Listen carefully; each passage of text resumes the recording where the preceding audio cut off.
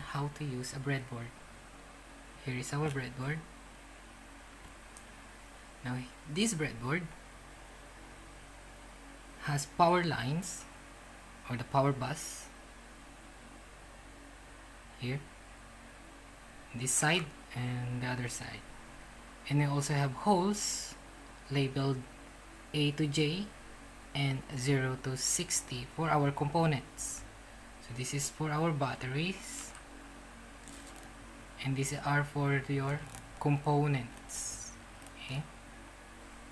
Now notice that we have a blue line here and another red line here. The blue is for negative and the red is for positive. Notice also that the blue line has a gap. Okay, so this only means that these holes here on this blue line are not connected to the holes here. Okay, but the holes here are connected to one another. Okay, also here, even in the positive holes, these are connected to one another, but these holes are not connected to these holes because there's a gap. The same also here, there is also a gap. So we have 4 separate power lines. Okay, so we can use 4 batteries if we want to use them simultaneously.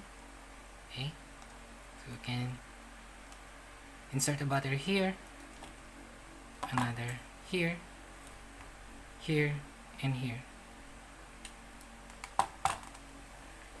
Now our holes here for components, aside from battery,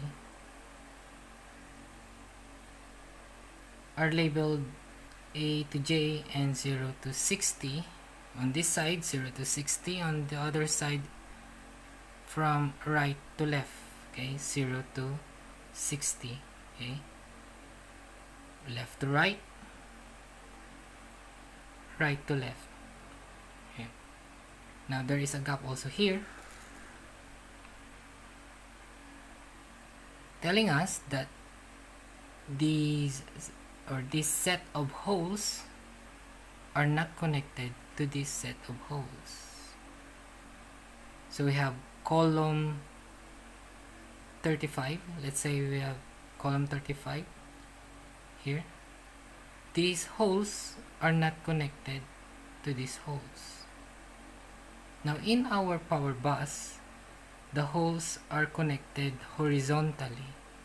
In our holes for components, the holes are connected vertically. Okay, yeah. So this hole, which is hole A35, A, row A, and then column 35, this hole is connected to hole B35, C35, D35, and E35. But these holes are not connected to the holes here. So E35 is not connected to F35. Okay, so there's no connection here between these holes and these holes. There is also no connection between hole A35 and A36, or A35 and A40, because this column is different from the rest of the columns. So there's no connection between columns. There is only connection between holes under the same column. Okay, but going to the other side of the gap, there's no connection. Okay, even if they are under the same column. Okay, now that is why this side of our breadboard is labeled in the different direction. Okay, So this column 40 is now column 20 on the other side. Okay. Now let's try using our breadboard. So we have here our battery. Okay, our battery. It's better if you connect jumper wire to the end of your wires here of your battery, because the wire here is stranded. Okay, it's not easy to insert stranded wire to our breadboard.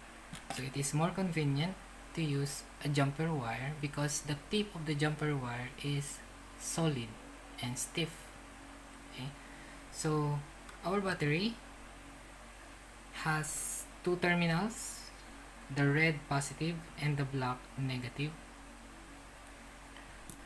So we insert the red positive terminal of our battery to the red power bus and the black to our blue power bus, the negative side or the negative line. Okay.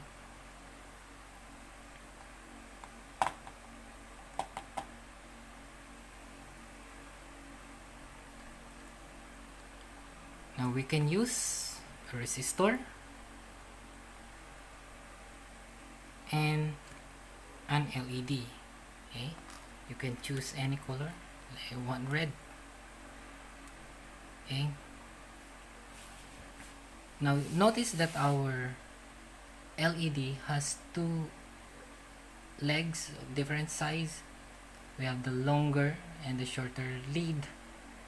The longer lead is our positive, this one, and this is our negative. Okay, so we can insert here any holes here. So we can choose 20, column 20 and column 28. Okay, any row under these columns. Okay, so I inserted the longer positive lead to hole C20 and the negative shorter lead to C23. So we are using column 20 and column 23 on the same row. Okay, we can also do it like this.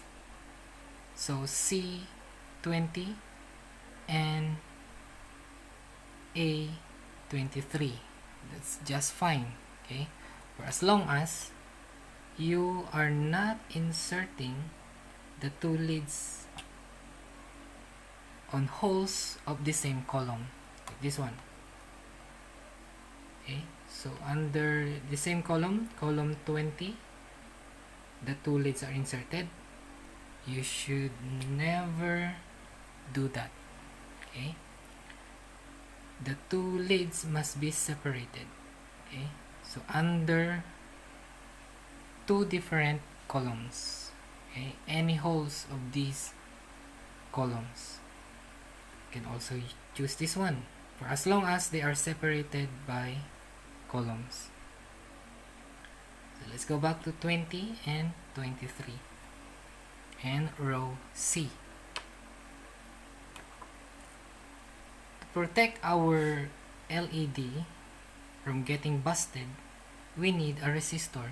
Now I have here a 200 ohm resistor. So I can insert this resistor on any hole under column 23, because here is our one lead connected, lead of our LED. So to connect this lead of our resistor, we must connect to the same column, any hole on this column. So column 23 and column 30. Okay, so here I chose D, row D. So we have D23 and D30 for our resistor. Okay, to connect these two to our power line, we need jumper wires. So the jumper wire here can be inserted under column 20, any hole, to connect our positive longer lead of our LED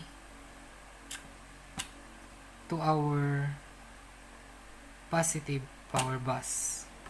Okay, again, I can choose any hole here. There. Choose this one. And then another jumper wire to connect the resistor under column 30. Again, any hole under 30. And connect that to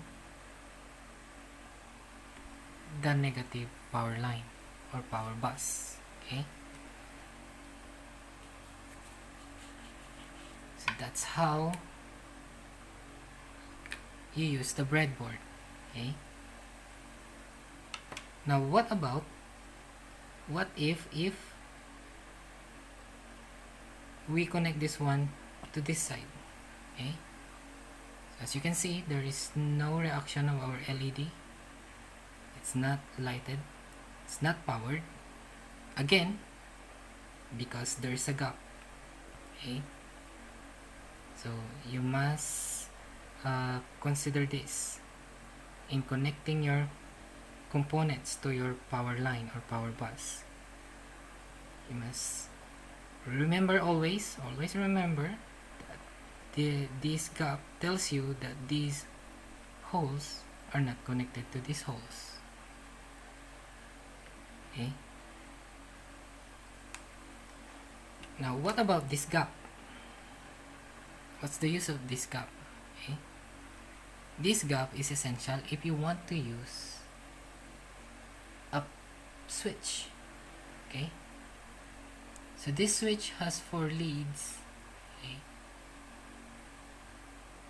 and we have 2 pairs of these. So these 2 pins are a pair. Okay, and this is the other pair. So we can insert this pin or these pins of our switch here. So we are connecting these sets of holes to this set of holes. You need to press it tightly. Okay, that.